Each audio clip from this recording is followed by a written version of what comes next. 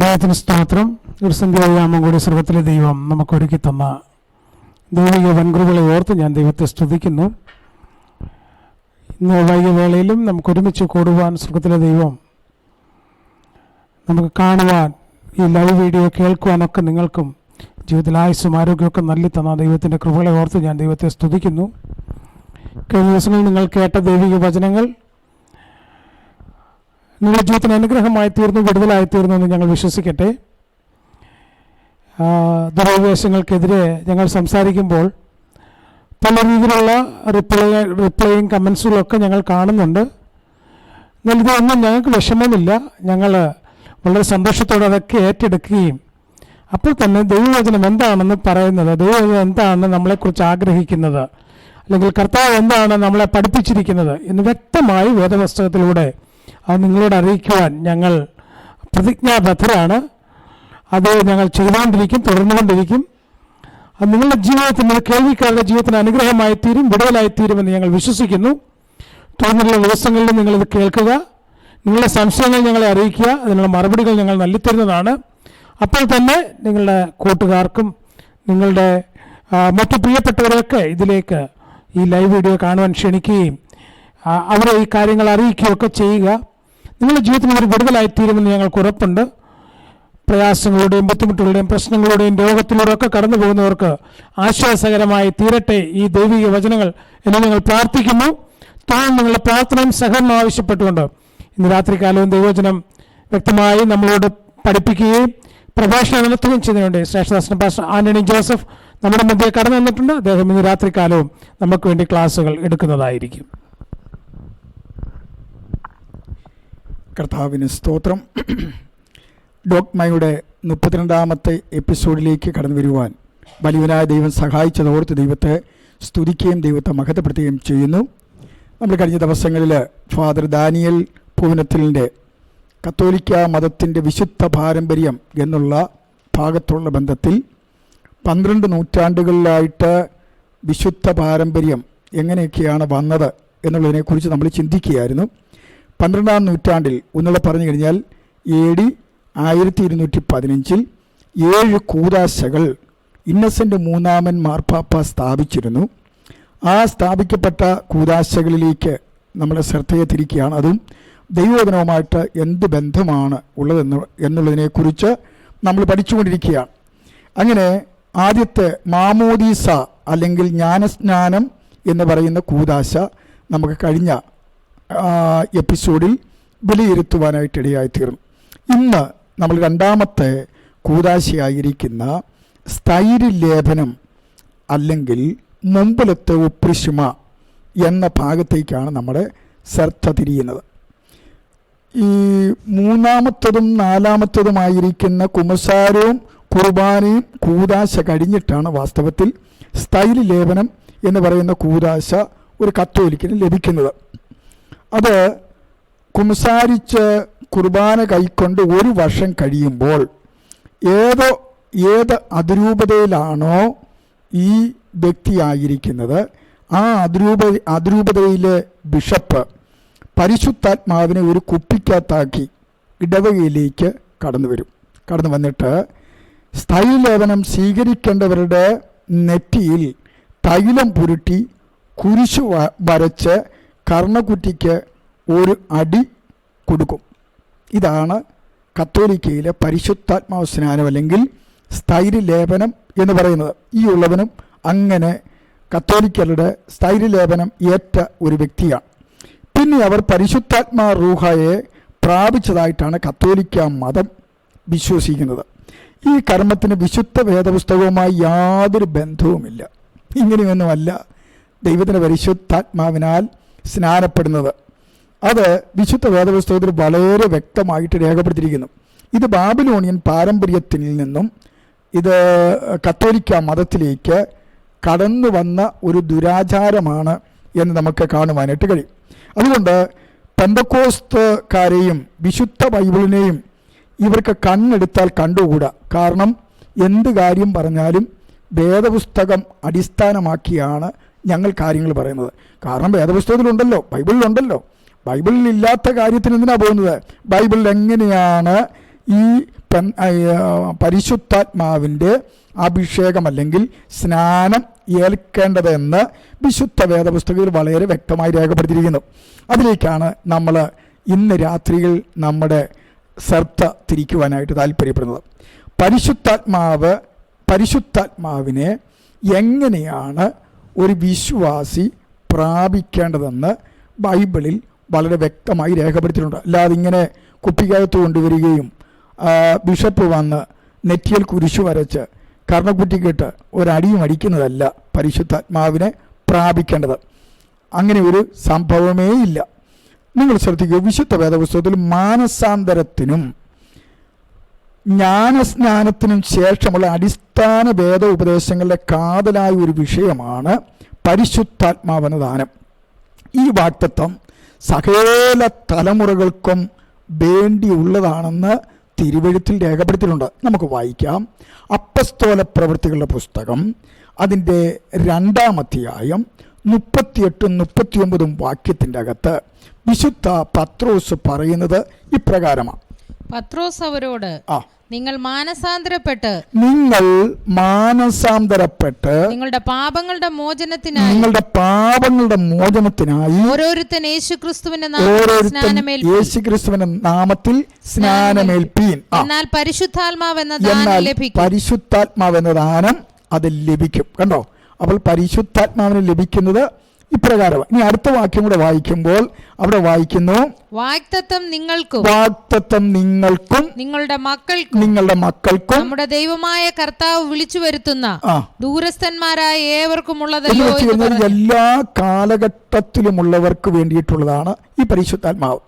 അപ്പോൾ കർത്താവായ യേശു ക്രിസ്തുവിന്റെ രഹസ്യ വരവിൽ വരെ നമുക്കും, അതിനുശേഷം എതിർ ക്രിസ്തുവിന്റെ ഭരണകാലത്ത് ഒരു 3.5 വർഷം കഴിയുമ്പോൾ യഹൂദന്റെ മേലും ഈ ദൈവത്തിൻ്റെ പരിശുദ്ധാത്മാവിനെ ദൈവം പകരും.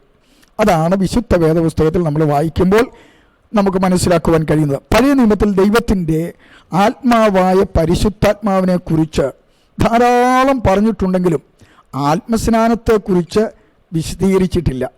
കർത്താവ് തൻ്റെ ജനത്തോട് പരിശുദ്ധാത്മാവിനെ കുറിച്ച് കൂടെ പറയുവാനായിട്ടിടയായിത്തീർന്നു. നമ്മൾ വിശുദ്ധ വേദപുസ്തകത്തിൽ വായിക്കുന്ന ഇങ്ങനെയാണ്.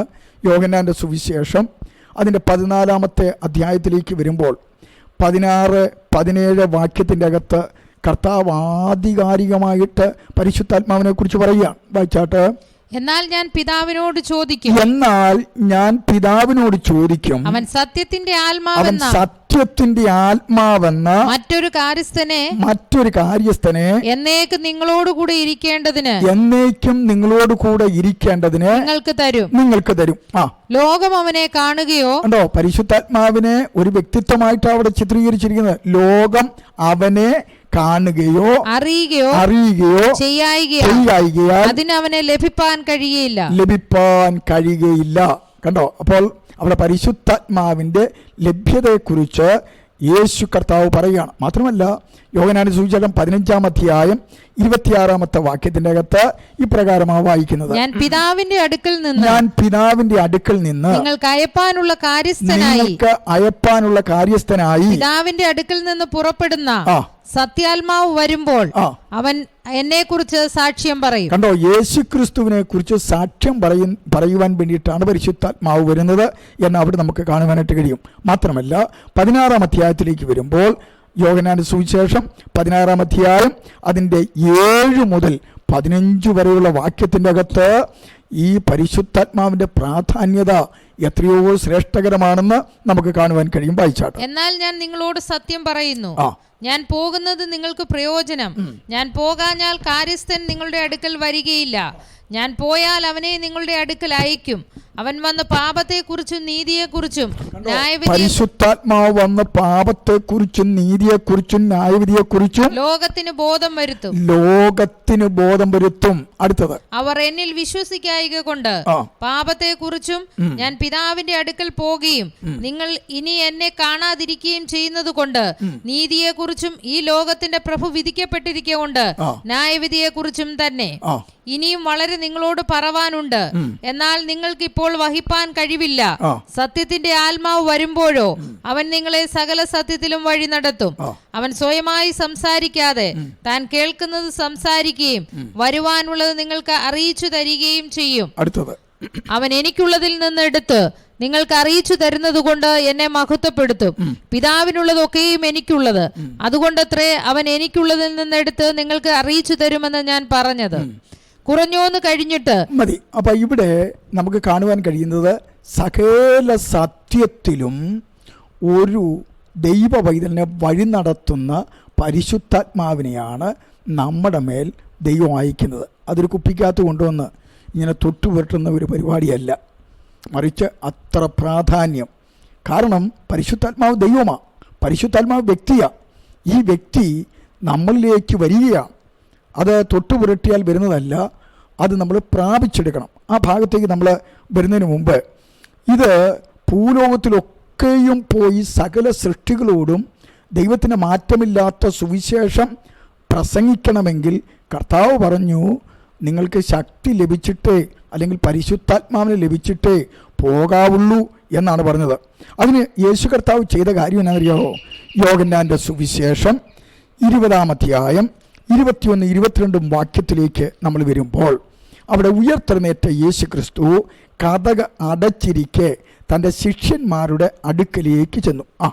ആകയാൽ യഹൂദന്മാരുടെ മഹാപുരോഹിതന്മാർ എത്രാമത്തെ വായിച്ച 20-21-22 യേശു പിന്നെയും അവരോട് നിങ്ങൾക്ക് സമാധാനം, പിതാവ് എന്നെ അയച്ചതുപോലെ ഞാനും നിങ്ങളെ അയക്കുന്നു എന്ന് പറഞ്ഞു. ഇങ്ങനെ പറഞ്ഞ ശേഷം അവൻ അവരുടെ മേൽ ഊതി, കണ്ടോ, അവരുടെ മേൽ ഊതി അവരോട് പരിശുദ്ധാത്മാവിനെ കൈക്കൊള്ളുവിൻ. കണ്ടോ, വളരെ പ്രാധാന്യമുള്ള ഒരു വിഷയമാണ് പരിശുദ്ധാത്മാവിനെ കൈക്കൊള്ളുക. അതൊരു കുപ്പിക്കകത്ത് ഒതുക്കി തൊട്ടുപുരട്ടുന്ന പരിപാടിയല്ല, അത് പ്രാകൃതമാണ്, അത് തിരുവചനത്തിലില്ലാത്തതാണ്. ഇത് അത്ര പ്രാധാന്യമുള്ള കാര്യമാകൊണ്ട് കർത്താവായ യേശു ക്രിസ്തു അടച്ചിട്ടിരിക്കുന്ന ആ മുറിക്കകത്ത് കടന്നു വന്നിട്ട് അവരോട് പറയുകയാണ് പരിശുദ്ധാത്മാവിനെ പ്രാപിക്കണം എന്ന്. മാത്രമല്ല ലൂക്കോസിൻ്റെ സുവിശേഷം 24-ാം അധ്യായം അതിൻ്റെ 45-ാമത്തെ വാക്യത്തിൽ ഇപ്രകാരം നമുക്ക് കാണുവാനായിട്ട് കഴിയും. 45-46 തിരുവെഴുത്തുകളെ തിരിച്ചറിയേണ്ടതിന് അവരുടെ ബുദ്ധിയെ തുറന്നു. ക്രിസ്തു കഷ്ടമനുഭവിക്കുകയും 3-ാം നാൾ മരിച്ചവരിൽ നിന്ന് ഉയർത്തെഴുന്നേൽക്കുകയും അവന്റെ നാമത്തിൽ മാനസാന്തരവും പാപമോചനവും യെരൂശലേമിൽ തുടങ്ങി സകല ജാതികളിലും പ്രസംഗിക്കുകയും വേണമെന്നിങ്ങനെ എഴുതിയിരിക്കുന്നു. ഇതിന് നിങ്ങൾ സാക്ഷികളാകുന്നു. എന്റെ പിതാവ് വാഗ്ദത്തം ചെയ്തത് പരിശുദ്ധാത്മാവിനെയാണ്. വാഗ്ദത്തം ചെയ്തതിനെ ഞാൻ നിങ്ങളുടെ മേൽ അയക്കും. നിങ്ങളോ ഉയരത്തിൽ നിന്ന് ശക്തി ലഭിക്കുവോളും നഗരത്തിൽ പാർപ്പീൻ എന്ന് അവരോട് പറഞ്ഞു. അടുത്തത്, അനന്തരം അവൻ അവരെ ഇനിയും അപ്പോസ്തലപ്രവൃത്തിയുടെ പുസ്തകം 1-ാം അധ്യായത്തിലേക്ക് വരുമ്പോൾ അതിന് 4-5 വാക്യത്തിന്റെ അകത്തും 8-ാം വാക്യത്തിലും പറയുന്നത് ശ്രദ്ധിക്കുക. അങ്ങനെ അവൻ അവരുമായി കൂടിയിരിക്കുമ്പോൾ അവരോട് ഉയർത്തെഴുന്നേറ്റ യേശു ക്രിസ്തുവാ 40 രാവും 40 പകലും അവരുടെ കൂടെ നടന്ന് ദൈവരാജ്യത്തെ കുറിച്ചൊക്കെ സംഭാഷിച്ച അനന്തരം അവരോട് പറയുന്ന കാര്യമാണ് യെരൂശലേമിൽ നിന്നും വാങ്ങിപ്പോകാതെ എന്നോട് കേട്ട പിതാവിന്റെ വാഗ്ദത്തത്തിനായിട്ട് എന്ത് ചെയ്യണം? കാത്തിരിക്കണം. യോഹന്നാൻ വെള്ളം കൊണ്ട് സ്നാനം കഴിപ്പിച്ചു. നിങ്ങൾക്കോ ഇനി ഏറെ നാൾ കഴിയും മുമ്പേ പരിശുദ്ധാത്മാവ് കൊണ്ട് സ്നാനം ലഭിക്കും. കണ്ടോ, പരിശുദ്ധാത്മാവ് കൊണ്ട് സ്നാനം കഴിപ്പിക്കും എന്ന് നമ്മളുടെ യേശു കർത്താവ് പറയുവാനിടയായി. എന്നിട്ട് അതിന്റെ 8-ാമത്തെ വാക്യത്തിനകത്ത് വായിക്കുന്നു, എന്നാൽ പരിശുദ്ധാത്മാവ് നിങ്ങളുടെ മേൽ വരുമ്പോൾ നിങ്ങൾ ശക്തി ലഭിച്ചിട്ട് യെരൂശലേമിലും യഹൂദയിൽ എല്ലായിടത്തും ശമരിയയിലും ഭൂമിയുടെ അറ്റത്തോളം എന്റെ സാക്ഷികളാകുമെന്ന് പറഞ്ഞു. ഭൂമിയുടെ അറ്റത്തോളം ഈ ദൈവശക്തി അങ്ങോട്ട് വന്നു കഴിയുമ്പോഴത്തേക്കും നിങ്ങൾ സാക്ഷികളാകും. അതിനെന്ത് ചെയ്യണം? ശിഷ്യന്മാർ കാത്തിരിക്കണം. അവർ കാത്തിരുന്നു. അവരുടെ മേൽ പരിശുദ്ധാത്മാവ് അതിശക്തമായിട്ട് വരുന്നതാണ് നമ്മൾ അപ്പസ്തോല പ്രവൃത്തിയുടെ പുസ്തകം 2-ാം അധ്യായം 1 മുതലുള്ള ഭാഗത്ത് വായിക്കുന്നത്. പെന്തക്കോസ്തു നാൾ വന്നപ്പോൾ എല്ലാവരും ഒരു സ്ഥലത്ത് ഒന്നിച്ചു കൂടിയിരുന്നു. പെട്ടെന്ന് കൊടിയ കാറ്റടിക്കുന്നത് പോലെ ആകാശത്തു നിന്ന് ഒരു മുഴക്കമുണ്ടായി. അവർ ഇരുന്നിരുന്ന വീട് മുഴുവനും നിറച്ചു. അഗ്നിജ്വാല പോലെ പിളർന്നിരിക്കുന്ന നാവുകൾ അവർക്ക് പ്രത്യക്ഷമായി.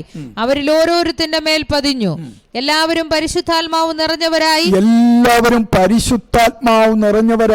ആത്മാവ് അവർക്ക് ഉച്ചരിപ്പാൻ നൽകിയതുപോലെ അന്യഭാഷകളിൽ എന്ത് ചെയ്തു? സംസാരിച്ചു തുടങ്ങി. അത് ഇതുവരെ നിന്നിട്ടില്ല. അവിടെ എണ്ണയും തൈലവും ഒന്നും ആരും തൊട്ടു പുരട്ടുകയോ കർണത്തടിക്കുകയോ ഒന്നും ചെയ്തില്ല. എല്ലാവരുടെ മേലും ആത്മാവിനെ അങ്ങോട്ട് പകർന്നിട്ട് അവരെല്ലാവരും അന്യഭാഷകളിൽ ദൈവത്തെ സ്തുതിക്കുവാനും മഹത്വപ്പെടുത്തുവാനും ഇടയായിത്തീർന്നു. യെരുശലേമിൽ ആരംഭിച്ച ഈ ആത്മപകർച്ചയുടെ ആദ്യകാല അനുഭവത്തെക്കുറിച്ച് ഏകദേശം 30 വർഷത്തെ ചരിത്രം അപ്പസ്തോല പ്രവൃത്തിയുടെ പുസ്തകത്തിൽ നമുക്ക് കാണുവാനായിട്ട് കഴിയും. നൂറ്റാണ്ടുകളിലൂടെ ഈ ആത്മപകർച്ച വ്യാപിച്ച് ഇന്നും രാജ്യങ്ങൾ തമ്മിലുള്ള അതിർവരമ്പുകളില്ലാതെ ഭൂലോകത്തിലെമ്പാടുമായി കർത്താവിൽ വിശ്വസിക്കുന്നവർ ഈ വാഗ്ദത്ത ദിവ്യ അനുഗ്രഹം പ്രാപിക്കുകയും അതിൻ്റെ പ്രത്യക്ഷ അടയാളമായിരിക്കുന്ന അന്യഭാഷയിൽ സംസാരിക്കുകയും ആത്മാവിൽ ആരാധിക്കുകയും രോഗശാന്തികളും വീര്യപ്രവൃത്തികളും ഇന്നും തുടർന്നുകൊണ്ടിരിക്കുകയും ചെയ്തുകൊണ്ടിരിക്കുകയാണ്. അതുകൊണ്ട് ഈ പരിശുദ്ധാത്മാവിനെ പ്രാപിക്കുന്നത് വളരെ ഇമ്പോർട്ടൻ്റ് ആയിട്ടുള്ളൊരു കാര്യമാണ്. എല്ലാവരും അത് പ്രാപിക്കണം എന്നാണ് കർത്താവിൻ്റെ വലിയ ആഗ്രഹം. ദൈവസഭയ്ക്കകത്ത് ഉള്ളവരെല്ലാവരും ഈ പരിശുദ്ധാത്മാവിനെ പ്രാപിക്കണം എന്ന് കർത്താവ് ആഗ്രഹിക്കുന്നു. ഇതിനെ നമുക്ക് പ്രാപിക്കാൻ എന്താ ചെയ്യേണ്ടത്?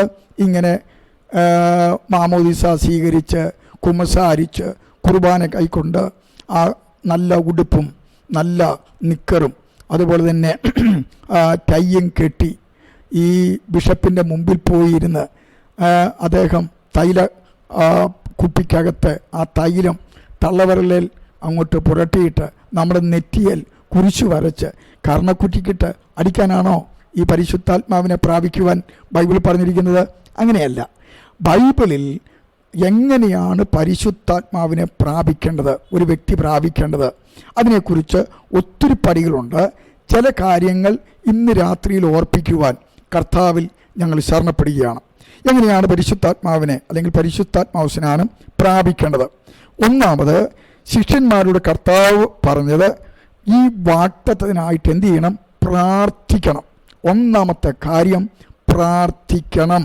ഇത് ലഭിക്കാൻ വേണ്ടി പ്രാർത്ഥിക്കണം. എങ്ങനെയുള്ളവരായിരിക്കണം പ്രാർത്ഥിക്കേണ്ടത്? നമ്മൾ വായിക്കുന്നുണ്ട് യോഹന്നാൻ്റെ അതേ സുവിശേഷം 9-ാം അധ്യായം 31-ാമത്തെ വാക്യത്തിന്റെ അകത്ത് ഇപ്രകാരമാണ് അത് രേഖപ്പെടുത്തിയിരിക്കുന്നത്. പാപികളുടെ പ്രാർത്ഥന ദൈവം കേൾക്കുന്നില്ല എന്നും ദൈവഭക്തനായിരുന്ന് ഇഷ്ടം ചെയ്യുന്നവന്റെ പ്രാർത്ഥന കേൾക്കുന്നുവെന്നും നാം അറിയുന്നു. അതുകൊണ്ട് പാപ വഴികളെ എല്ലാം വിട്ടിട്ട് എന്ത് ചെയ്യണം? വിശുദ്ധീകരിക്കപ്പെട്ട് നമ്മുടെ നോട്ടത്തിൽ, സംസാരത്തിൽ, ചിന്തകളിൽ, നിരൂപണങ്ങളിൽ, കേൾവികളിൽ, കൊടുക്കവാങ്ങലിൽ, അത് സംസാരത്തിൽ എല്ലാം വന്നത് എന്ത് ചെയ്യണം? ദൈവത്തോട് ഏറ്റു പറഞ്ഞിട്ട് നമ്മൾ പ്രാർത്ഥിക്കണം. എന്ത് പ്രാപിക്കാനാ? പരിശുദ്ധാത്മാവിനെ പ്രാപിക്കുവാൻ നമ്മൾ പ്രാർത്ഥിക്കണം. അങ്ങനെ പ്രാർത്ഥിക്കുമ്പോഴത്തേക്കാണ് ദൈവം അത് ഇടപെടുന്നത്. ദൈവത്തിൻ്റെ പരിശുദ്ധാത്മാവ് നമുക്ക് തരുന്നത്. അപ്പസ്തോല പ്രവൃത്തിയുടെ പുസ്തകം നമ്മളൊന്നെടുത്ത് അവിടെ ഈ 1-ാം അധ്യായം 12 മുതൽ 14 വരെയുള്ള വാക്യത്തിൻ്റെ അകത്ത് ഏകദേശം 120 പേർ യേശുവിൻ്റെ അമ്മയായ മറിയോടും 12 ശിഷ്യന്മാരോടും കൂടെ ഇരുന്നു കൊണ്ട് എന്ത് ചെയ്യാണ്? പരിശുദ്ധാത്മാവ് അവരുടെ മേൽ വരുവാൻ പ്രാർത്ഥിച്ചു. അതിൻ്റെ 14-ാമത്തെ വാക്യം മാത്രം വായിച്ചാൽ മതി. അപ്പസ്തോല പ്രവൃത്തി 1:14. യേശുവിന്റെ അമ്മയായ മറിയോടും യേശുവിന്റെ അമ്മ മറിയോടും അവന്റെ സഹോദരന്മാരോടും കൂടെ ഒരുമനപ്പെട്ട് പ്രാർത്ഥന കഴിച്ചു പോന്നു. എത്ര ദിവസമാണെന്ന് അറിയാവോ? പരിശുദ്ധാത്മാവ് ലഭിക്കുന്നിടം വരെ. എന്തായാലും അപ്പസ്തോല പ്രവൃത്തിയുടെ പുസ്തകം 2-ാം അധ്യായം അതിൻ്റെ 1 മുതൽ വാക്യം വായിക്കുമ്പോൾ ഏകദേശം അവർ 10 ദിവസമേ കാത്തിരുന്നുള്ളൂ. അന്ന് ദൈവിക പരിശുദ്ധാത്മാവിനെ അവർക്ക് ലഭിപ്പാനിടയായി. അത് എപ്രകാരമെന്ന് ചോദിച്ചാൽ 2-ാം അധ്യായം 1-ാം വാക്യം വായിക്കുന്നു. പെന്തക്കോസ്ത് നാൾ വന്നപ്പോൾ എല്ലാവരും ഒരു സ്ഥലത്ത് ഒന്നിച്ചുകൂടിയിരുന്നു. അടുത്തത്, പെട്ടെന്ന് കൊടിയ കാറ്റടിക്കുന്നത് പോലെ. ഈ മുമ്പേ പറഞ്ഞ 14-ാമത്തെ വാക്യത്തിൽ പറഞ്ഞ 120 പേർ, ഏകദേശം 120 പേരാണ് ഒരുമിച്ച് കൂടിയിരുന്നത്. വായിച്ചു. പെട്ടെന്ന് കൊടിയ കാറ്റടിക്കുന്നത് പോലെ ആകാശത്തു നിന്ന് ഒരു മുഴക്കമുണ്ടായി. അവർ ഇരുന്നിരുന്ന വീട് മുഴുവൻ എന്ത് ചെയ്തു? നിറച്ചു. അല്ല തൊട്ടുപുരട്ടി എന്നല്ല അവിടെ വായിക്കുന്നത്. അഗ്നിജ്വാല പോലെ പിളർന്നിരിക്കുന്ന നാവുകൾ അവർക്ക് പ്രത്യക്ഷമായി. അവരിൽ ഓരോരുത്തന്റെ മേൽ എന്ത് ചെയ്തു? പകർന്നു. അടുത്തത്, എല്ലാവരും പരിശുദ്ധാത്മാവ് നിറഞ്ഞവരായി. ആത്മാവ് അവർക്ക് ഉച്ചരിപ്പാൻ നൽകിയതുപോലെ. തൊട്ടുപുരുട്ടിയ അടിയും വാങ്ങിച്ചു പോയെന്നല്ല അവിടെ വായിക്കുന്നത്. അവർ ആത്മാവ് ഉച്ചരിക്കുവാൻ കൊടുത്തതുപോലെ എന്ത് ചെയ്തു? അന്യഭാഷകളിൽ സംസാരിക്കുവാൻ തുടങ്ങി. കത്തോലിക്ക മതമേ, ഈ പ്രാകൃതമായിട്ടുള്ള പാരമ്പര്യങ്ങളെ വിട്ട് ദാനിയേലച്ചോ കണ്ണു തുറക്ക്. ഇവിടെ പറയുക, തൊട്ടുപറ്റുന്ന പരിപാടിയല്ല. ആത്മാവിനാൽ നിറഞ്ഞ അന്യഭാഷകളിൽ ദൈവത്തെ സ്തുതിക്കുവാൻ ഇടയായിത്തീർന്നു എന്ന് നമ്മൾ കാണുന്നു. അതുകൊണ്ട് വിശുദ്ധ പാരമ്പര്യമല്ല, അശുദ്ധ പാരമ്പര്യമാണ് കത്തോലിക്ക മതത്തിലുള്ളതെന്നുള്ള കാര്യം മറന്നു പോകരുത്. നമ്മുടെ ഭൗതികമായിട്ടുള്ള കാര്യങ്ങൾ ദൈവത്തോട് പ്രാർത്ഥിക്കുമ്പോൾ ദൈവം തമ്പുരാൻ പരിധി വിട്ടൊന്നും അത് ചെയ്യാറില്ല. കാരണം നമ്മൾ അഹങ്കരിക്കും. അതുകൊണ്ട് അങ്ങനെ നമ്മൾക്ക് പ്രാർത്ഥനയ്ക്ക് വലിയ രീതിയിലുള്ള അതേ അനുഗ്രഹങ്ങളൊന്നും യഥാർത്ഥ ദൈവം തരാറില്ല. എന്നാൽ പരിശുദ്ധാത്മാവിനെ എത്ര വേണമെങ്കിലും തരുമെന്നാണ് വിശുദ്ധ വേദപുസ്തകത്തിൽ നമ്മുടെ പിതാവായ ദൈവം പറഞ്ഞിരിക്കുന്നത്. യേശുവിൻ്റെ നാമത്തിൽ നമ്മൾ പ്രാർത്ഥിച്ചാൽ മതി, ധാരാളമായിട്ട് പരിശുദ്ധാത്മാവിനെ അളവ് കൂടാതെ കർത്താവ് തരും. യോഹന്നാന്റെ സുവിശേഷം 3-ാം അധ്യായത്തിലേക്ക് വരുമ്പോൾ അതിന് 34-ാമത്തെ വാക്യത്തിൽ വളരെ വ്യക്തമായിട്ട് യേശു കർത്താവ് പറയുകയാണ്. അതിന് 34:3 ദൈവമയച്ചവൻ ദൈവത്തിന്റെ വചനം പ്രസ്താവിക്കുന്നു. അവൻ ആത്മാവിനെ അളവ് കൂടാതെയല്ലോ കൊടുക്കുന്നത്. അവൻ ആത്മാവിനെ അളവ് കൂടാതെയല്ലോ കൊടുക്കുന്നത്. മറ്റ് ഭൗതികമായിട്ടുള്ള നന്മകൾക്ക് അളവുണ്ട്, എന്നാൽ ആത്മാവിനെ കൊടുക്കുന്നതിന് ദൈവത്തിന് ഒരളവുമില്ല. വാരിക്കോരി നമ്മുടെ മേൽ അത് പകരുവാൻ ദൈവം ആഗ്രഹിക്കുകയാണ്. അതുകൊണ്ട് ആഗ്രഹമുള്ള, പ്രാർത്ഥിക്കുവാൻ താല്പര്യമുള്ള ദൈവ മക്കളുടെ മേൽ വിശുദ്ധിയോടെ വേർപാടോടെ ജീവിക്കുവാൻ, പാപവഴികളെ വിട്ട് ജീവിക്കുവാൻ, ലോകത്തെയും ലോകത്തിൻ്റെ ഇമ്പങ്ങളെയും വിട്ട് ജീവിക്കുവാൻ ആര് താല്പര്യപ്പെട്ട് പരിശുദ്ധാത്മാവിനെ പ്രാപിക്കുവാൻ പ്രാർത്ഥിക്കുന്നുവോ അവർക്ക് അളവ് കൂടാതെ ആത്മാവിനെ കൊടുക്കുവാൻ നമ്മുടെ വാഴ്ത്തപ്പെട്ട കർത്താവ് മതിയായവനാണ്.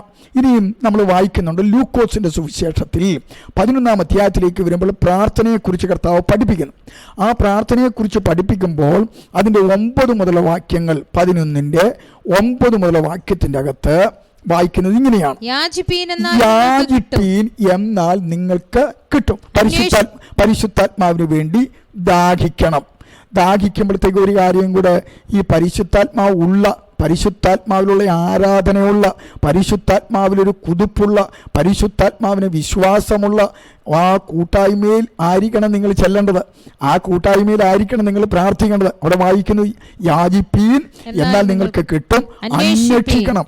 എവിടെയാണ് ഈ ഉണക്ക പ്രസംഗവും കുർബാനയും അതുപോലെയുള്ള ചൊല്ലും ചൊലുത്തുകളും ഒക്കെ വിട്ടിട്ട് ദൈവത്തെ, ദൈവവചനം പ്രഘോഷിക്കുന്ന, ദൈവവചനപ്രകാരം ആരാധിക്കുന്ന, ദൈവത്തെ സ്തുതിക്കുന്ന, അന്യഭാഷകൾ ദൈവത്തെ ആരാധിക്കുന്ന, വിടുതലുകളുള്ള, രോഗസൗഖ്യമുള്ള, ഭൂതങ്ങൾ അലറിയോടുന്ന, രോഗികൾ സൗഖ്യമാകുന്ന, ദൈവജനം ആത്മാവിൽ നിറയുന്ന ഏത് സ്ഥലമുണ്ടെന്ന് അന്വേഷിക്കണം. ഇവിടെ പറയുന്ന യാചിപ്പീൻ എന്നാൽ നിങ്ങൾക്ക് കിട്ടും, അന്വേഷിപ്പീൻ ഇങ്ങനെയുള്ള ഇടം നിങ്ങൾ കണ്ടെത്തും. വായിച്ചു. മുട്ടുവീൻ എന്നാൽ നിങ്ങൾക്ക് തുറക്കും. നിങ്ങൾക്ക് വേണ്ടിയിട്ട് എന്ത് ചെയ്യും? തുറക്കും. അടുത്തത്, യാചിക്കുന്ന ഏവനും എന്ത് ചെയ്യുന്നു? ലഭിക്കുന്നു. അന്വേഷിക്കുന്നവൻ കണ്ടെത്തുന്നു. തുറക്കുന്നു എന്ന് ഞാൻ നിങ്ങളോട് പറയുന്നു. അടുത്തത്, എന്നാൽ നിങ്ങളിൽ ഒരപ്പനോട് മകൻ അപ്പം ചോദിച്ചാൽ അവന് കല്ല് കൊടുക്കുമോ? അല്ല മീൻ ചോദിച്ചാൽ മീനിന് പകരം പാമ്പിനെ കൊടുക്കുമോ? മുട്ട ചോദിച്ചാൽ തേളിനെ കൊടുക്കുമോ? അങ്ങനെ ദോഷികളായ നിങ്ങളെ നിങ്ങളുടെ മക്കൾക്ക് നല്ല ദാനങ്ങളെ കൊടുപ്പാൻ അറിയുന്നുവെങ്കിൽ സ്വർഗസ്ഥനായ നിങ്ങളുടെ പിതാവ് തന്നോട് യാചിക്കുന്നവർക്ക് പരിശുദ്ധാത്മാവിനെ എത്രയധികം കൊടുക്കും. കണ്ടോ, പരിശുദ്ധാത്മാവിന് എത്രയധികം, അത് എത്ര വേണമെങ്കിലും തരുവാൻ കർത്താവ് മതിയായവനാണ്. ആര് കൊടുക്കും?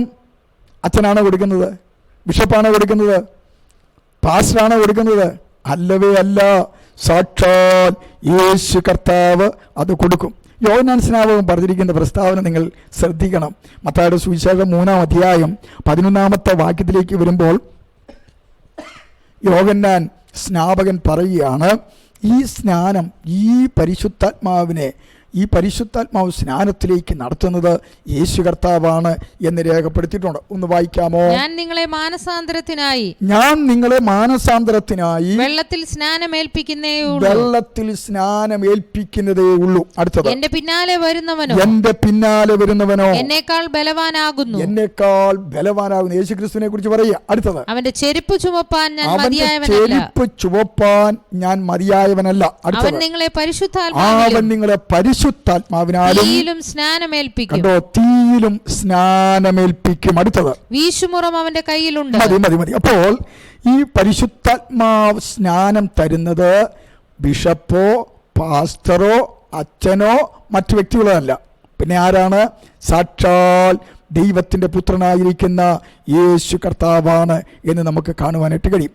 രണ്ടാമത്, ഈ പരിശുദ്ധാത്മാവിനെ നമ്മൾ പ്രാപിക്കണമെങ്കിൽ കാത്തിരിക്കണം.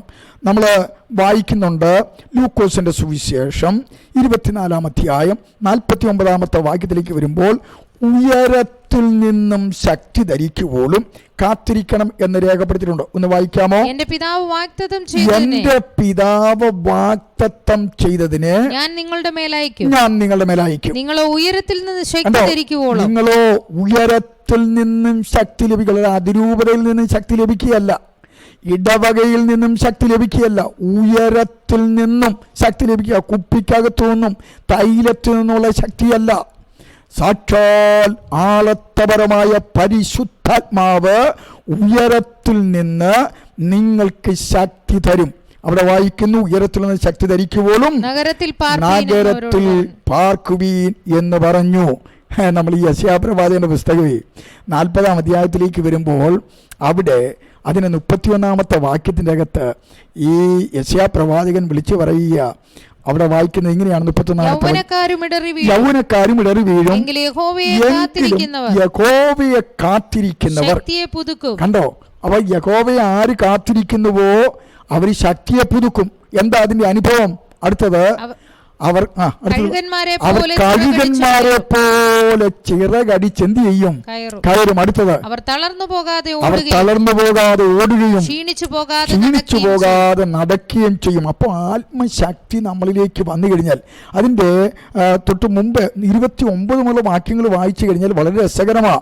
ഈ ആത്മാവിൻ്റെ ശക്തി അങ്ങോട്ട് വന്നു കഴിയുമ്പോൾ രോഗങ്ങൾ മാറുന്നു, ക്ഷീണങ്ങൾ മാറുന്നു, നമ്മുടെ എല്ലാ ബലഹീനതകൾക്കും ഒരു മാറ്റമുണ്ടാകുന്നു. അതുകൊണ്ട് എന്നെ കേൾക്കുന്ന പ്രിയപ്പെട്ടവരെ, നിങ്ങൾ ആത്മസ്നാനം പ്രാപിക്കണം. അത് തൊട്ടുപുരട്ടിയ സ്ഥൈര്യലേപനമല്ല, മുമ്പിലത്തെ ഉപ്രശമയുമല്ല. അവിടെ വായിക്കുന്നത് ഇങ്ങനെയാണെന്ന് വായിച്ചാട്ട്, ക്ഷീണിച്ചിരിക്കുന്നവന് ശക്തി നൽകുന്നു, ബലമില്ലാത്തവന് ബലം വർദ്ധിപ്പിക്കുന്നു. ബാല്യക്കാർ ക്ഷീണിച്ച് തളർന്നു പോകും. അടുത്തത്, യൗവനക്കാരും ഇടറി വീഴും. അടുത്തത്, എങ്കിലും യഹോവയെ കാത്തിരിക്കുന്നവർ ശക്തിയെ പുതുക്കും. അതുകൊണ്ട് ഇന്ന് രാത്രിയിൽ ഞങ്ങൾ ദൂരത്ത് അത് ശ്രദ്ധിച്ചുകൊണ്ടിരിക്കുന്ന, ഭവനങ്ങളിൽ ശ്രദ്ധിച്ചുകൊണ്ടിരിക്കുന്ന വ്യക്തിജീവിതങ്ങളോട് നിങ്ങൾ പറയട്ടെ, നിങ്ങൾ ഈ ദൈവത്തിൻ്റെ പരിശുദ്ധാത്മാവിനായി കാത്തിരിക്കുന്നുവെങ്കിൽ നിങ്ങളുടെ ബലഹീനതകളെ മാറ്റുവാൻ, രോഗം മാറ്റുവാൻ, ബന്ധനങ്ങളെ അഴിക്കുവാൻ, കെട്ടുകളെ അഴിക്കുവാൻ, നിങ്ങൾക്ക് തളർച്ചകളെ മാറ്റുവാൻ, ബലഹീനതകളെ മാറ്റുവാൻ, പ്രവർത്തിക്കുവാൻ ഈ പരിശുദ്ധാത്മാവിൻ്റെ ശക്തി മതിയായതാണ് എന്നുള്ള കാര്യം നിങ്ങൾ മറന്നു പോകരുത്. ആത്മശക്തി നമ്മുടെ മേൽ വരുമ്പോൾ അത് നമുക്ക് ഒരു വർധനം, ആത്മീയത്തിലൊരു വലിയ വർധനവ് നമുക്കുണ്ടാവുക, ശുശ്രൂഷയിൽ നമുക്ക് ഉയരുവാൻ സാധിക്കുന്നു. കാത്തിരിക്കുന്നവരുടെ മേൽ പരിശുദ്ധാത്മാവ് പെന്തക്കോസ് ദിവസം അത് വന്നത്. അങ്ങനെ പെന്തക്കോസ്തുകാരൻ്റെ സവിശേഷത തന്നെ പരിശുദ്ധാത്മാവിൻ്റെ നിറവാണ്. പരിശുദ്ധാത്മാവിൻ്റെ നിറവാണ് പെന്തക്കോസ്തുകാരുടെ പ്രത്യേകത. ഈ അന്യഭാഷയും അതുപോലെയുള്ള ആ കാര്യത്തിലുമൊക്കെ വിശ്വസിക്കാത്ത ഒരൊറ്റ കുഞ്ഞും ഞങ്ങളുടെ പാസ്റ്റർമാരല്ല.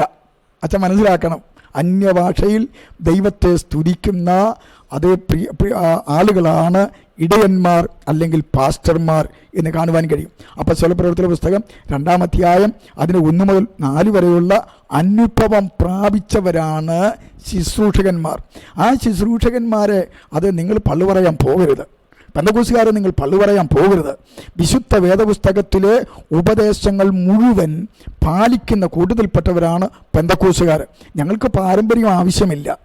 ഈ ബൈബിൾ ഞങ്ങൾ നെഞ്ചോട് ചേർത്ത് നടക്കുന്നതിൻ്റെ കാരണം ഇതിൻ്റെ അകത്ത് ഉള്ള കാര്യത്തിൽ മാത്രം വിശ്വസിച്ചുകൊണ്ട് ദൈവരാജ്യത്തിൻ്റെ കെട്ടുപണി പരിപൂർണമായിട്ടും ചെയ്തെടുക്കാമെന്ന് ഈ തിരുവചനം ഞങ്ങളോട് അനുശാസിക്കുമ്പോൾ ഞങ്ങൾക്ക് പാരമ്പര്യത്തിൻ്റെ ആവശ്യമില്ല. അതുകൊണ്ട് അച്ഛൻ പറയുന്ന ഈ 2000 വർഷത്തെ പാരമ്പര്യം അത് ചവിട്ടുകൊട്ടയിലെ ദൈവം തമ്പുരാൻ എറിയത്തുള്ളൂ. മറിച്ച് തിരുവഴുത്ത് പറഞ്ഞിരിക്കുന്ന, പൂർണ്ണമായി എഴുതി തന്നിരിക്കുന്ന തിരുവഴുത്ത് പറഞ്ഞിരിക്കുന്ന പ്രകാരം ജീവിക്കുവാൻ നമുക്ക് ദൈവത്തിൻ്റെ വചനം മതിയായതാണ് എന്നുള്ള കാര്യം മറന്നു പോകരുത്. ഇവിടെ വായിക്കുന്നു, അപ്പോസ്തലപ്രവൃത്തിയുടെ പുസ്തകം 2-ാം അധ്യായം 4-ാമത്തെ വാക്യം വായിക്കുമ്പോൾ, 1 മുതൽ 4 വരെയുള്ള വാക്യങ്ങൾ വായിക്കുമ്പോൾ അവിടെ വായിക്കുന്നത് ഇങ്ങനെയാണ്: പെന്തക്കോസ്ത് നാൾ വന്നപ്പോൾ എല്ലാവരും ഒരു സ്ഥലത്ത് ഒന്നിച്ചു കൂടിയിരുന്നു. പെട്ടെന്ന് കൊടിയ കാറ്റടിക്കുന്നത് പോലെ ആകാശത്തു നിന്നൊരു മുഴക്കമുണ്ടായി. അവർ ഇരുന്നിരുന്ന വീട് മുഴുവനും നിറച്ചു. അഗ്നിജ്വാല പോലെ പിളർന്നിരിക്കുന്ന നാവുകൾ അവർക്ക് പ്രത്യക്ഷമായി. അവരിൽ ഓരോരുത്തന്റെ മേൽ പതിഞ്ഞു. കണ്ടോ, ഓരോരുത്തന്റെ മേൽ അതങ്ങോട്ട് പതിഞ്ഞു. എല്ലാവരും പരിശുദ്ധാത്മാവ് നിറഞ്ഞവരായി. ആത്മാവ് അവർക്ക് ഉച്ചരിപ്പാൻ നൽകിയതുപോലെ അന്യഭാഷകളിൽ സംസാരിച്ചു തുടങ്ങി. ഇത് കണ്ടിട്ട് അസൂയപ്പെടേണ്ട കാര്യമില്ല. ഞങ്ങളെല്ലാവരും അന്യഭാഷയിൽ ദൈവത്തെ സ്തുതിക്കുന്നത് കണ്ട് കൊതിയൂർന്ന് അത് ഒത്തിരി കത്തോലിക്കരുത് കോപ്പി അടിച്ചിട്ടുണ്ട്. ഇനി ഒരു കാര്യം ദാനിയേൽ അച്ഛനോട് പറയാം. ദാനിയേൽ അച്ഛനും ഭയങ്കരം പാരമ്പര്യമൊക്കെ പറയുന്നുവല്ലോ. ഞാൻ നേരത്തെ ഒരു എപ്പിസോഡിനകത്ത് പറഞ്ഞതുപോലെ വലിയ വായനാശീലം അച്ഛനില്ല. അച്ഛനുണ്ടായിരുന്നെങ്കിൽ ഞങ്ങൾ ഈ പെന്തക്കോസ്തുകാരെയൊന്നും ഇങ്ങനെ ആക്ഷേപിക്കത്തില്ലായിരുന്നു. കാരണം അച്ഛൻ ഇന്ന് കൊണ്ടു നടക്കുന്ന കരിസ്മാറ്റിക് പ്രസ്ഥാനം ആരംഭിച്ചത് അസംബ്ലീസ് ഓഫ് ഗോഡുകാരൻ അച്ഛന്മാരുടെ തലയെ കൈവച്ച. അച്ഛൻ പഠിച്ചിട്ടുണ്ടോ? അല്ലത്തെ ചരിത്രമെടുത്ത് ഒന്ന് വായിക്കണം. തിരുസഭാ ചരിത്രത്തിൻ്റെ അകത്ത് എടുത്തൊന്ന് വായിച്ചാൽ 1965 നടന്ന കാര്യങ്ങൾ, അതേ സ്തോത്രം, ഞാൻ ഇവിടെ ഒന്ന് വിവരിക്കുവാനായിട്ട് താല്പര്യപ്പെടുക. കരിസ്മാറ്റിക് പ്രസ്ഥാനം എങ്ങനെയാണ് ആരംഭിച്ചത് എന്ന് അച്ഛനറിയാമോ? ചരിത്രം വായിച്ച് നല്ല പരിചയം പോരാ, എന്നാൽ കേട്ടുകൊള്ളുക. 1967 കത്തോലിക്ക കരിസ്മാറ്റിക് രൂപം കൊണ്ടത്. എന്നുവെച്ചാൽ 1967 കത്തോലിക്ക കരിസ്മാറ്റിക് രൂപം കൊണ്ടത്. കത്തോലിക്ക പെന്തക്കോസ്തിൻ്റെ ആരംഭം ഇങ്ങനെയായിരുന്നു. ആദ്യമേ ഇത് കത്തോലിക്ക പെന്തക്കോസ് എന്നാണ് പേരിട്ടിരുന്നത്. 1960 ലോകത്തെല്ലായിടത്തുമുള്ള കത്തോലിക്ക സഭ, ഞാൻ ഈ സഭയെന്ന് പറയുന്നത് സഭയല്ല, മതമാണ്. കാരണം സഭയെന്ന് പറഞ്ഞാൽ രക്ഷിക്കപ്പെട്ടവരുടെ കൂട്ടമാണ്. ഈ നിരീശ്വരവാദിയും കള്ളു കുടിക്കുന്നവനും വെള്ളം അടിക്കുന്നവനും വിഗ്രഹത്തെ ആരാധിക്കുന്നവനും സഭയല്ല. അതുകൊണ്ട് ആ പുസ്തകത്തിൽ എഴുതിയിരിക്കുന്ന പ്രകാരം ഞാനങ്ങ് വായിക്കണമെന്ന് മാത്രമേ ഉള്ളൂ. അപ്പോൾ കത്തോലിക്ക സഭയിൽ വൻ തകർച്ച അനുഭവപ്പെട്ടു. ഭയങ്കരം അത് തകർച്ച അവർക്ക് അനുഭവപ്പെട്ടു. ജനങ്ങൾ പള്ളികളിൽ പോകുവാൻ മടിച്ചു. കാരണം എന്നും ഒരേ രീതിയിലുള്ള കുർബാന ചൊല്ലാൻ ബൈബിൾ പറഞ്ഞിട്ടില്ല. ബൈബിൾ പറഞ്ഞിരിക്കുന്നത് നിങ്ങൾ ഭൂലോകത്തിലൊക്കെയും പോയി സർവ്വ സൃഷ്ടികളോടും സുവിശേഷം പ്രസംഗിക്കാനാണ് പറഞ്ഞിരിക്കുന്നത്. ഒന്ന് വായിച്ചേരെ, മർക്കോസിൻ്റെ സുവിശേഷം 16-ാം അധ്യായം അതിൻ്റെ 15-ാമത്തെ വാക്യം. മാർക്കോസിന്റെ സുവിശേഷം 16-ാം അധ്യായം അതിന്റെ 15-ാമത്തെ വാക്യം.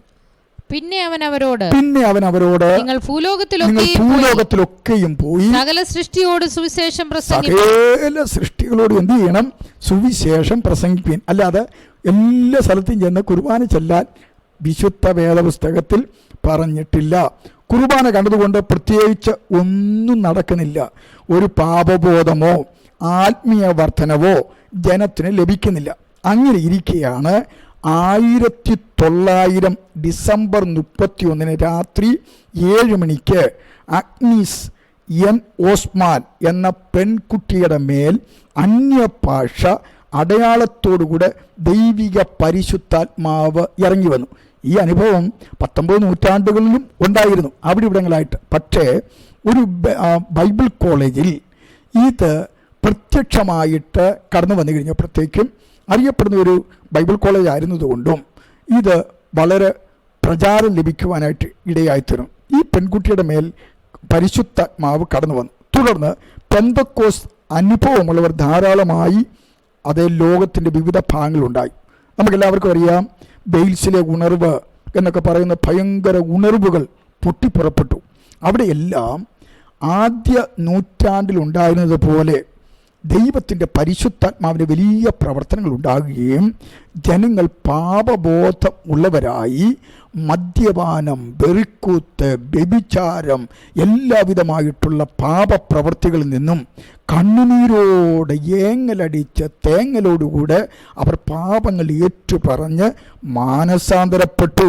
അങ്ങനെ മാനസാന്തരപ്പെട്ടവരുടെ മേൽ ദൈവത്തിൻ്റെ പരിശുദ്ധാത്മാവ് അളവ് കൂടാതെ ദൈവം പകർന്നു കൊടുത്തു കഴിഞ്ഞപ്പോൾ അവർ ദൈവവചനം വായിപ്പാൻ തുടങ്ങി. ദൈവവചനം വായിച്ചു കഴിഞ്ഞപ്പോൾ ഈ ദൈവവചനം അവർ ഏറ്റെടുക്കുകയും പ്രസംഗിക്കുകയും അവരുടെ സാക്ഷ്യം അത് പ്രസ്താവിക്കുകയും ചെയ്തപ്പോൾ അനവധി ആളുകൾ എന്ത് ചെയ്യുന്നറിയാമോ? കേൾക്കുന്നവർ മുൻപോട്ട് കടന്നു വരുവാനിടയായി. അവർ ചോദിച്ചു, ഈ അപ്പസ്തോല പ്രവൃത്തികളുടെ പുസ്തകം അതിൻ്റെ 2-ാം അധ്യായം 37-ാം വാക്യത്തിൽ ചോദിക്കുന്ന പ്രകാരം ഈ ജനങ്ങളോട് ചോദിച്ചു, സാധാരണപ്പെട്ടവരായിരിക്കുന്ന ആളുകളോട് വചനം പ്രഘോഷിച്ചവരോട് ചോദിച്ച ഒരു ചോദ്യം ഇങ്ങനെയാണ്. 37-ാമത്തെ വാക്യം ഇത് കേട്ടിട്ട് അവർ ഹൃദയത്തിൽ കുത്തുകൊണ്ട് പത്രോസിനോടും ശേഷം അപ്പോസ്തലന്മാരോടും സഹോദരന്മാരായ പുരുഷന്മാരെ ഞങ്ങൾ എന്തു ചെയ്യണ്ടു എന്ന് ചോദിച്ചു. അങ്ങനെ ചോദിച്ച അനവധി ആളുകൾ കടന്നു വന്ന് ഞങ്ങൾ എന്താണ് ചെയ്യേണ്ടത്? ഏങ്ങലടിച്ച് കരയുക, പാപബോധം.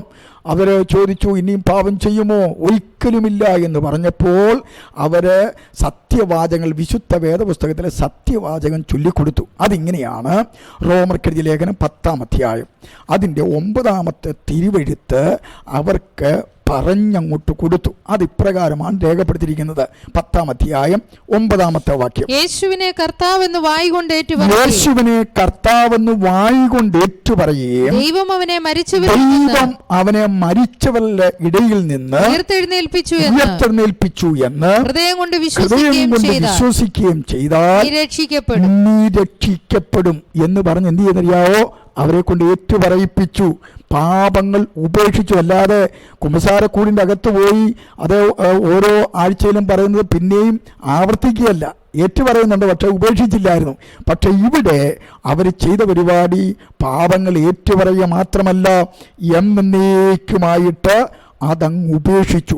രക്ഷിക്കപ്പെടുമെന്നുള്ള വാഗ്ദത്ത പ്രകാരം ധാരാളം ആളുകൾ ലോകത്തിൻ്റെ വിവിധ ഭാഗങ്ങളിൽ ദൈവവചനം കേട്ട് രക്ഷിക്കപ്പെട്ടു. അതുകൊണ്ട് ഈ അച്ഛന്മാർക്കൊക്കെ ഭയങ്കര പിണക്കം ഈ വേദപുസ്തകത്തോട്, ദൈവവചനത്തോട്. ദൈവവചനം പറയുമ്പോഴത്തേക്കാണ് ആളുകൾ രക്ഷിക്കപ്പെടുന്നത്. അങ്ങനെ അവരങ്ങോട്ട് പ്രസംഗിക്കാൻ തുടങ്ങി. ചെല്ലുന്നിടത്തെല്ലാം പ്രസംഗിക്കാൻ, വലിയ വിദ്യാഭ്യാസമൊന്നുമില്ല, അവരങ്ങോട്ട് പ്രസംഗിക്കാൻ തുടങ്ങിയപ്പോൾ എങ്ങനെ പ്രസംഗിക്കാൻ?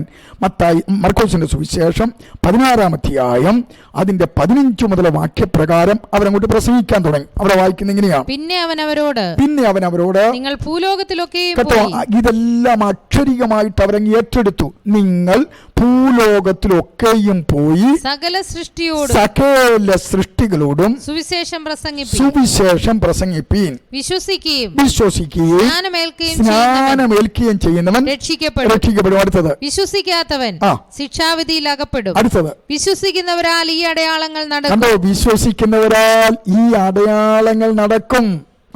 എന്റെ നാമത്തിൽ അവർ ഭൂതങ്ങളെ പുറത്താക്കും. അച്ഛൻ വന്ന് പുറത്താക്കുമെന്നല്ല, ബിഷപ്പ് വന്ന് പുറത്താക്കുമെന്നല്ല, വിശ്വസിക്കുന്നവരാൽ.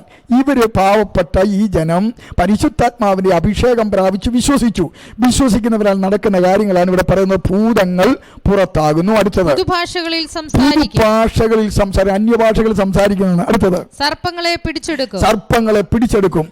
മരണകരമായ യാതൊന്നു കുടിച്ചാലോ കടിച്ചാലോ ഒന്നും ഏൽക്കാതെ വന്നു. അടുത്തത് രോഗികളുടെ മേൽ കൈവച്ചോ. രോഗിയിൽ എത്ര മാരകമായ രോഗമാണെങ്കിലും, ഏത് ആശുപത്രിക്കാർ ഉപേക്ഷിച്ച രോഗമാണെങ്കിലും പ്രാർത്ഥിക്കുമ്പോൾ സൗഖ്യമാകുന്നു. അങ്ങനെ വിശ്വസിച്ചവരാൽ അത്ഭുതങ്ങൾ നടക്കുകയും യേശുവിന്റെ നാമത്തിൽ ഭൂതങ്ങളെ പുറത്താക്കുകയും അന്യഭാഷയിൽ സംസാരിച്ചും രോഗികളുടെ മേൽ കൈവച്ചപ്പോഴും അവർക്കായി പ്രാർത്ഥിക്കുമ്പോഴും മാരക രോഗങ്ങൾ അതേ വിട്ടുമാറുകയും ചെയ്തു. അങ്ങനെ നിരവധി ആളുകൾ പെന്തക്കോസ് അനുഭവത്തിലേക്ക് വരുവാനിടയായി. ചെല്ലുന്ന ഇടങ്ങളിലെല്ലാം വചന ശുശ്രൂഷകളിലെല്ലാം വലിയ ഉണർവും അത്ഭുത സൗഖ്യവും വ്യാപിക്കുവാൻ കാരണമായി. ചുരുക്കി പറഞ്ഞാൽ, നാമധേയ കത്തോലിക്ക പള്ളിയിൽ കുർബാനയ്ക്ക് മണിയടിക്കുമ്പോൾ ശ്രദ്ധിച്ചേ, നാമധേയ കത്തോലിക്ക പള്ളിയിൽ കുർബാനയ്ക്ക് മണിയടിക്കുമ്പോൾ ജനമെല്ലാം പെന്തക്കോസ് ആരാധനാലയങ്ങൾ സത്യത്തിലും ആത്മാവിലും ആരാധിക്കുവാൻ ഒന്നിച്ചുകൂടി. യോഹന്നാന്റെ സുവിശേഷം 4-ാം അധ്യായം 24-ാം വാക്യം. 4-ാം അധ്യായം 24-ാം വാക്യം. യോഹന്നാൻ 4:24.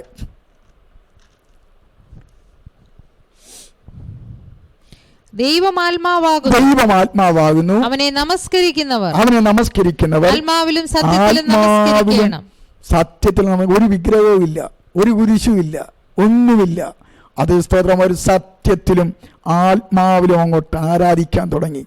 ആരാധനയിൽ ബന്ധനങ്ങൾ അഴിയുന്നു, കെട്ടുകൾ അഴിയുന്നു, രോഗം മാറുന്നു, ജനം പൂർവാധികം ശക്തി പ്രാപിക്കുന്നു, പാപബോധമുള്ളവരായി പാപങ്ങൾ ഏറ്റുപറഞ്ഞ് ഉപേക്ഷിക്കുന്നു, വലിയ ഉണർവുകൾ ആരംഭിക്കുവാൻ തുടങ്ങി.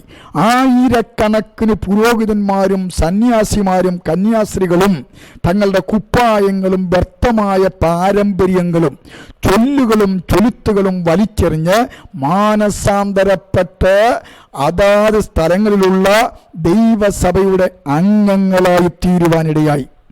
എന്നിട്ട് പറയുന്ന, അമേരിക്കയിലെ റോമൻ കത്തോലിക്കരുടെ കിരീടത്തിലെ രത്നങ്ങളായിരുന്ന ഇടവക പാഠശാലകൾ ആഴ്ചയിൽ 1 എന്ന തോതിൽ പൂട്ടിയിടേണ്ട ഗതികേട് വന്നു.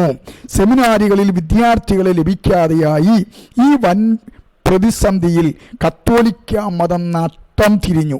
മാത്രമല്ല, പുരോഹിതന്മാർക്ക് മാത്രമല്ലാതെ സാധാരണപ്പെട്ടവർക്ക്, വിശ്വാസികൾക്ക് ബൈബിൾ വായിക്കുവാൻ പാടില്ല എന്ന് ബൈബിൾ നിരോധിക്കപ്പെട്ട പുസ്തകമായി വലൻസിയ കൗൺസിൽ AD 1229 പ്രഖ്യാപിച്ചിരുന്നുവല്ലോ. അച്ഛൻ ശ്രദ്ധിക്കണം, 1229 മുതൽ അതേ കത്തോലിക്ക മതത്തിൽ വിശ്വാസികൾക്ക് നിരോധിക്കപ്പെട്ട പുസ്തകമായിരുന്നു വിശുദ്ധ വേദ പുസ്തകം. കാരണം ഇത് വായിച്ചാൽ അവളെ കണ്ണു തുറക്കും. അതുകൊണ്ട് നിരോധിക്കപ്പെട്ടിരുന്നു. അങ്ങനെയാണ് ഒത്തിരി പാരമ്പര്യങ്ങളെല്ലാം കയറി വന്നു കഴിഞ്ഞപ്പോഴത്തേക്കും അത് ശ്രദ്ധിക്കുക, ദൈവം ഏത് ഉദ്ദേശത്തിൽ എഴുതിയോ അതേ ഉദ്ദേശത്തിൽ പരിശുദ്ധാത്മാവ് പ്രാപിച്ച ദൈവദാസന്മാർ തെറ്റുകൂടാതെ ദൈവവചനം പ്രസംഗിക്കുന്നത് കണ്ട് പൗരോഹിത്യത്തിൻ്റെ അടിസ്ഥാന മതിലുകളുടെ അടിത്തറ ആടി ഉലഞ്ഞു.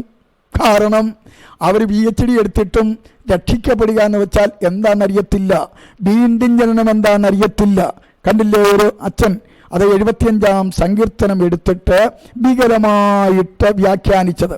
ഇപ്രകാരമുള്ള അത് തെറ്റുകളൊക്കെ വരുമ്പോൾ സാധാരണപ്പെട്ട ജനം ഒന്നുകൂടെ പറഞ്ഞു കഴിഞ്ഞാൽ അപ്പസ്തോല പ്രവൃത്തിയുടെ പുസ്തകം 4-ാം അധ്യായം 13-ാമത്തെ വാക്യത്തിൽ പത്രോസിനോടും യോഹന്നാനോടും ചോദിച്ചതുപോലെ അവിടെ എന്തുവാ ചോദിച്ചത്? വായിച്ച് 4:13 വാക്യം. അവർ പത്രോസിന്റെയും യോഹന്നാന്റെയും ധൈര്യം കാണുകയാലും ഇവർ പഠിപ്പില്ലാത്തവരും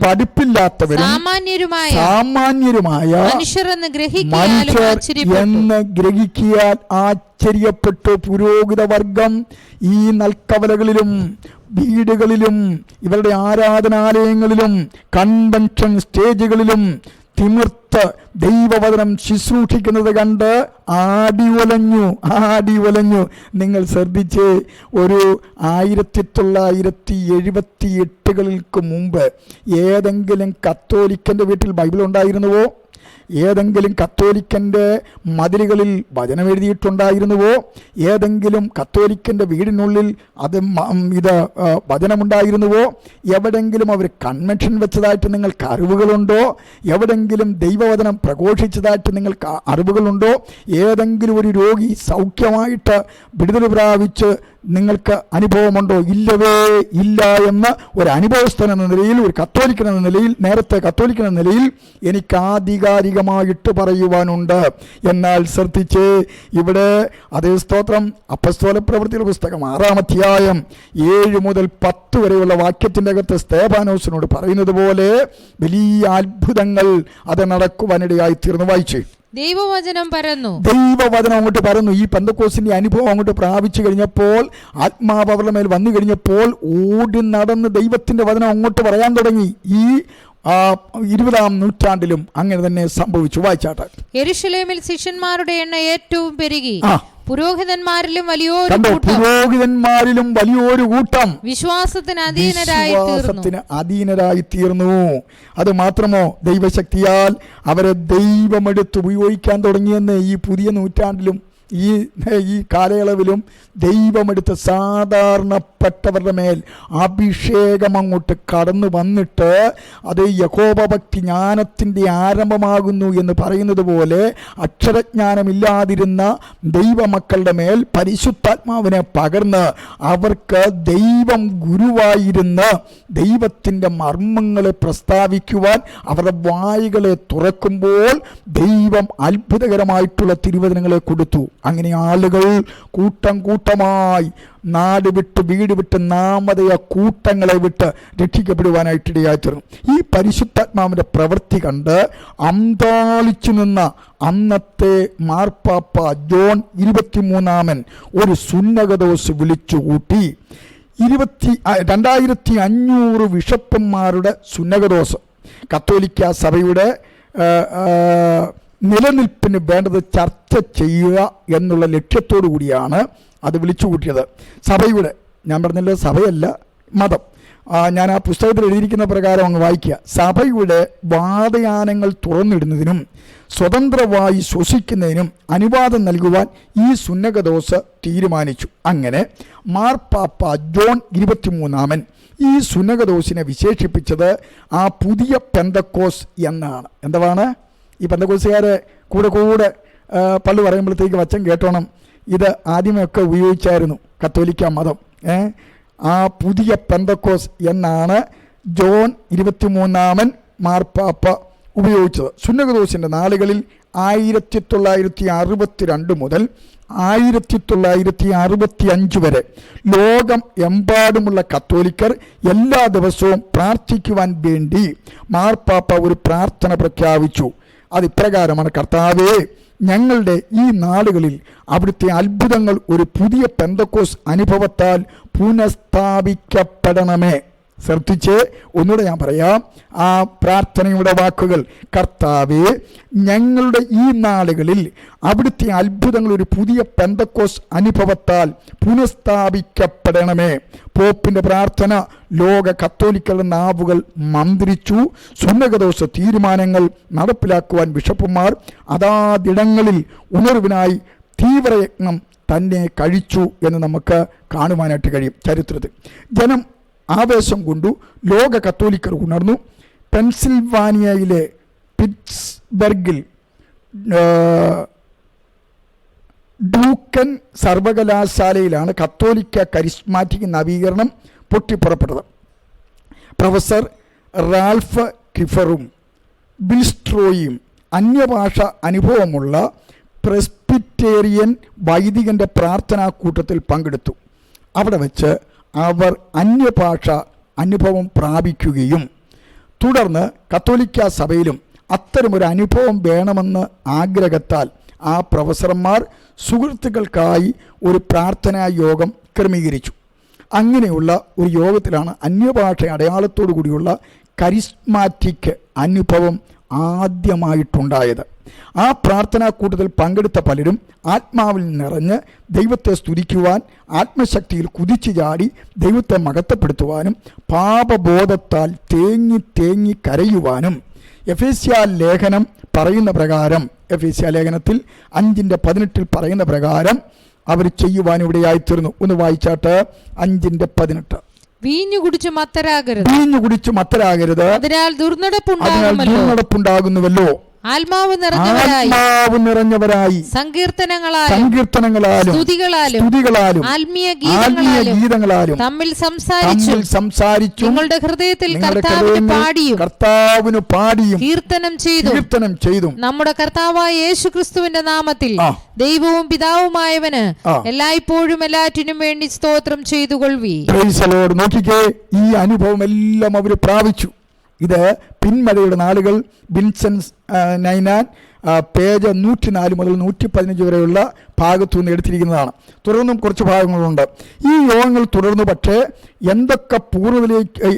എന്തോ പൂർണ്ണതയിലേക്ക് തങ്ങൾ എത്തുന്നില്ല എന്ന തോന്നൽ അവർക്കുണ്ടായി. എന്തോ ഇളക്കപ്പരിപ്പൊക്കെ ഉണ്ടായെങ്കിലും വേണ്ട രീതിയിൽ പെന്തക്കോസ്തുകാരുടെ പോലെ ഉപദേശങ്ങളോ വിശുദ്ധിയോ ഒന്നും പാലിക്കുവാനായിട്ട് പലപ്പോഴും ഇവർക്ക് സാധിക്കുന്നില്ല. അവർ അസംബ്ലീസ് ഓഫ് ഗോഡിലെ സഭാ ശുശ്രൂഷകനായിരിക്കുന്ന റെബലൂസിനെ സമീപിച്ചു, തങ്ങളെ സഹായിക്കണമെന്ന് അപേക്ഷിച്ചു. അങ്ങനെ അസംബ്ലീസ് ഓഫ് ഗോഡിലെ പാസ്റ്റർമാരുടെ വീട്ടിൽ വെച്ച് ഈ കത്തോലിക്ക പെന്തക്കോസുകാർ ഒത്തുകൂടി.